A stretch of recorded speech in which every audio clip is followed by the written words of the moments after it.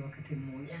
Masi Ayuma anakusalimu pia, sema kupata useregi wako nyuma yako. Asante sana. Kama uko sasa unapendwa sana. Asante. Josephat Yenya pia anapata kusalimu sana. Wewe zidi kuweka Mungu mbele. Raising wanasema ukifika chimichimi ukweli, jamani, mmaanisha kuwa you've made it in life. Trust me, you have made it. Asa ni mazuri. You are now, you came in a star, you're a superstar. Mwenyezi Mungu akufungulie njia hata zaidi. Asante. Asante sana. Amekuwa ni Raising pale, usikwende mbali. It's a happy Father's Day. Niweze kuacha na hichi kibao kidogo tuweze kuheshimu wazazi wetu. Some of us are suffering kwa ajili ya madharau kwa wazazi wetu. Mtu amejitolea, ameuza ng'ombe, ameuza shamba, umekuja, umefanikiwa, unamsahau na kwanza kumdhihaki pale baba mzazi. Badala anayepata kubariki na anayepata kubeba baraka kwa njia kubwa, anakuwa ni baba mzazi. Tengeza iwe sawa. Kama hujatengeza babako mzazi. Sasa kuna njia rahisi sana